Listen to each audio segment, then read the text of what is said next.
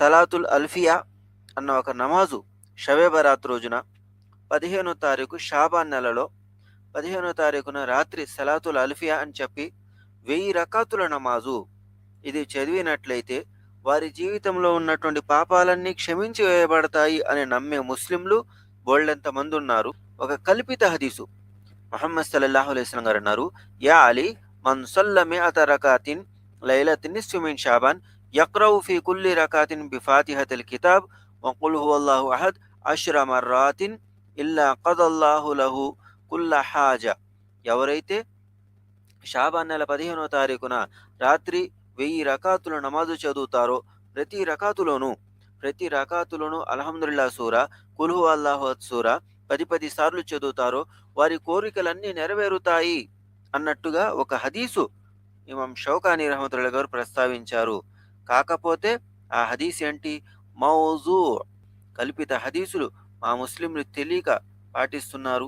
మరి ఇటువంటి వ్యక్తులకు అల్లాహ్ సుబ్హానహు వ తఆలా హిదాయత్ ఇవ్వాలి.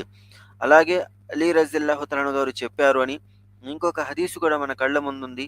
ప్రతి నమాజులో 1000 రకాతులు, ప్రతి రకాతులు కుల్ హువల్లాహు అహద్ సూరా 10 సార్లు చదువుతారో ఇల్లా ఖదల్లాహు లహు కుల్లు హాజతిన్ తొలబహ, అతను ఏ కోరికైతే కోరుకుంటాడో అతని కోరికలన్నీ కూడా నెరవేర్చటం జరుగుతుంది అన్నట్టుగా ఒక హదీసు రాసి పెట్టడం జరిగింది. మరి ఇది హదీసు పుస్తకాల్లో ఉన్నటువంటి హదీసా అంటే కాదు, ఇది కల్పితము. బాతిల్ అంటే కల్పితం కూడా కాదు, అసలు లేదు, తలాతోక లేనటువంటిది. ఒక హదీసు అన్నప్పుడు అది బలమైందా బలహీనమైనటువంటిదా అనేది ఆరా తీసే అవకాశం ఉంది.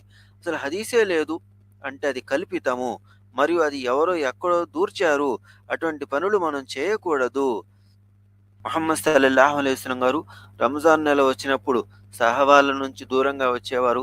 అల్లా యొక్క ఆరాధనలు ఎక్కువ సమయం కేటాయించడానికి ఇష్టపడేవారు.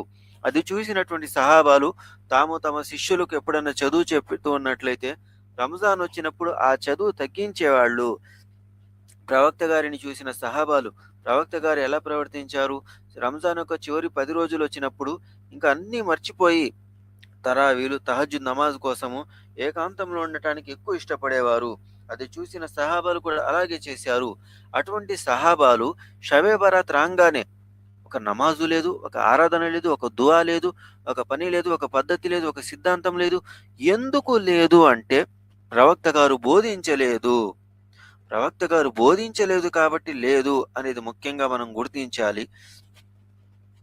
ఆ తర్వాత మన ఆరాధనలు, మన పద్ధతులు ప్రవక్త గారి బోధనల ప్రకారంగా ఉన్నాయా లేదా అనేది ఎప్పుడు ఆరా తీసుకుంటూ ఉండాలి.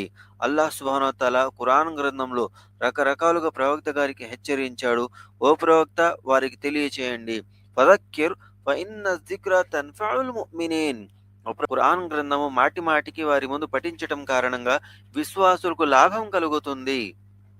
మా ముస్లింల ముందు నమాజు అనగానే దర్గా తప్పించి ఇంకేమీ కనిపించటం లేదు. రంజాన్ యొక్క ఉపవాసాలు పాటించండి అని ప్రవక్త గారు అన్నారు. ఈ ఫరజ్ తప్పనిసరి అని అన్నారు. ఉపవాసాలు లేవు. దాని బదులు పలావులు హలావులు వండుకొని తింటాము. ఇస్లాం పలావుల్లోనూ, దేశాల్లోనూ, దబరాల్లోనూ కనిపిస్తుంది. ఎందుకండి ఇలా చేస్తున్నారు? శ్మశానాలకు వెళ్ళొద్దు, సమాధుల చుట్టూ తిరగొద్దు, ప్రవక్త గారు నిషేధించేశారు అని చెప్పినప్పుడు ఎక్కడ లేని కోపం వచ్చేస్తుంది పాపం వాళ్ళకి. అలా రాకూడదు. అల్లాహ్ పట్టుకుంటాడన్న భయం ఉండాలి. ఏ ప్రవక్త గారు మేము ఇది చేశాము అని గర్వంగా చెప్పుకునే విధంగా మనం ఏం ప్రవర్తించాము అంటే మా దగ్గర షిరుకు లేదు, మేము షిరుకు బిదత్ పనులన్నిటి నుంచి సంపూర్ణంగా దూరంగా వచ్చాము, మిగతా తెలియకో చేసిన పాపాలు క్షమించు అల్లా అని అల్లాహ్తో మేము వేడుకుంటాము. ప్రవక్త గారు మా కోసం సిఫారసు చేయండి, చూడండి మేము షిరిక్ లేకుండా మీ దగ్గరకు వచ్చాము, కౌసర్ వద్ద మాకు ఇస్తానన్నటువంటి ఆ నీళ్లు మాకు తాపించండి అని మేము అడగగలము, ప్రశ్నించగలము. మరెవరైతే షిరుకు పనులు చేశారో వాళ్ళ పరిస్థితి ఏంది? వాళ్ళు ఎవరిని అడుగుతారు? ఏం సమాధానం చెప్పుకుంటారు? అల్లా వీరందరినీ కూడా కాపాడాలి అనేది మా దుఆ అయి ఉంటుంది. అల్లా వీరికి హిదాయత్ ఇవ్వుగాక, సన్మార్గం ఇవ్వుగాక.